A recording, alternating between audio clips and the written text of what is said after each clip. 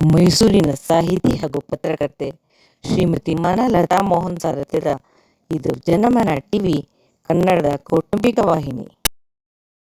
ನಮಸ್ತೆ, ಎಲ್ಲರಿಗೂ ನವರಾತ್ರಿ ಹಬ್ಬದ ಶುಭಾಶಯಗಳು. ನನ್ನ ಹೆಸರು ವಿಮಲಾ ಪರಶಿವಮೂರ್ತಿ ಅಂತ ಹೇಳಿ, ನಾನು ಮೈಸೂರಿನ ಅರವಿಂದ ನಗರದ ನಿವಾಸಿಯಾಗಿದ್ದೇನೆ. ಗೊಂಬೆಗಳು ಅಂದರೆ ನವರಾತ್ರಿಗೆ ಗೊಂಬೆಗಳೇ ಹೈಲೈಟು, ಅಂದರೆ ಫುಲ್ ಮುಖ್ಯವಾಗುತ್ತೆ. ನನಗೆ ಯಾಕೆ ಇನ್ಸ್ಪಿರೇಷನ್ ಇಡಬೇಕು ಅಂತ ನನಗೆ ತುಂಬ ಇಷ್ಟ ಆಗಿದ್ದು ಅಂದರೆ, ನಾನು ಗೃಹ ಮಂತ್ರಿ ಸ್ಟಾರ್ ಸುವರ್ಣ ಚಾನಲಲ್ಲಿ ಗೃಹ ಮಂತ್ರಿ ಅನ್ನೋ ಕಾರ್ಯಕ್ರಮ ಸೆಲೆಕ್ಟ್ ಆಗಿದ್ವಿ. ನಾವು ಮತ್ತು ನಮ್ಮ ಫ್ಯಾಮಿಲಿ ಸೆಲೆಕ್ಟ್ ಆಯಿತು. ಅವ್ರು ಹೇಳಿದರು, ನವರಾತ್ರಿ ಸ್ಪೆಷಲ್ ಮಾಡ್ತೀವಿ ಮೈಸೂರಿಗೆ ಬಂದು, ನೀವು ಗೊಂಬೆಗಳು ಇಡೋಕ್ಕಾಗುತ್ತಾ, ಹಿಡಿ ಅಂತ ಹೇಳಿದರು. ನಾನು ನಮ್ಮ ಮನೇಲಿ ಸಂಪ್ರದಾಯ ಇಲ್ಲ, ಇಡಬೇಕೋ ಬೇಡ ಅಂತ ಗೊತ್ತಿಲ್ಲ ಅಂತ ಪುರೋಹಿತರು ಕೇಳಿದೆ.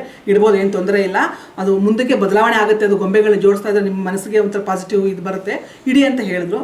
ನಂತರ ಆಗ ಎಲ್ಲರೂ ನಾನು ನಮ್ಮ ಮನೆಯವರು ಇಬ್ಬರು ಸೇರಿಕೊಂಡು ಎಲ್ಲ ಕಲೆಕ್ಷನ್ ಮಾಡಿದ್ವಿ. ನವರಾತ್ರಿ ಸಂಬಂಧಪಟ್ಟಂಗೆ ಬೇರೆ ಎಲ್ಲನೂ ಪ್ರಶಾಸನ ಆಗಲಿ ಅಥವಾ ಸಪ್ತಮಾತೃಕೆಯರಾಗಲಿ, ನವದುರ್ಗೆಯರಾಗಲಿ, ಅಷ್ಟಲಕ್ಷ್ಮಿಯರಾಗಲಿ ಮತ್ತು ದಶಾವತಾರ ಎಲ್ಲನೂ ಕೂಡ ನಾವು ಕಲೆಕ್ಟ್ ಮಾಡಿಕೊಂಡು ಈಗ ಇಡಬೇಕು ಅಂತ ಇಟ್ವಿ. ಮತ್ತು ಶೂಟಿಂಗು ಆಯಿತು. ಅದು ಇವತ್ತು ಟೆಲಿಕಾಸ್ಟ್ ಆಗ್ತಾಯಿದೆ. ಇವತ್ತು ಸಂಜೆ 5 ಗಂಟೆಯಿಂದ 6 ಗಂಟೆವರೆಗೂ ಬರುತ್ತೆ.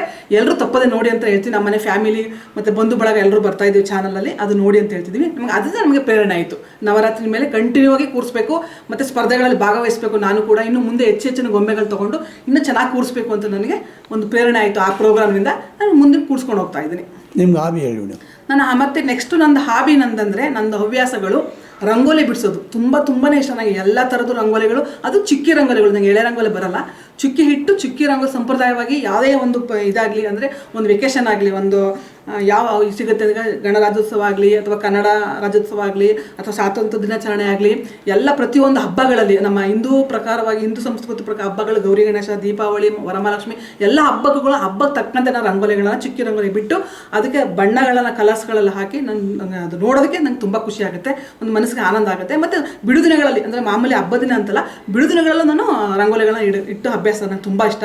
ಮತ್ತು ಕಥೆ ಕಾದಂಬರಿಗಳು ಓದ್ತಾ ಇರ್ತೀನಿ ನಾನು. ಮತ್ತು ಅಡುಗೆಗಳಲ್ಲಿ ಅಂದರೆ ತುಂಬಾ ಸಿಹಿ ತಿಂಡಿಗಳು, ಸಸ್ಯಾಹಾರಿ ಊಟಗಳನ್ನ ಮಾಡೋದಕ್ಕೆ ತುಂಬ ಇಷ್ಟ ನನಗೆ. ಎಲ್ಲ ಥರದ ಹೊಸ ಪ್ರಯೋಗನ ಮಾಡ್ತಾ ಇರ್ತೀನಿ ನಾನು.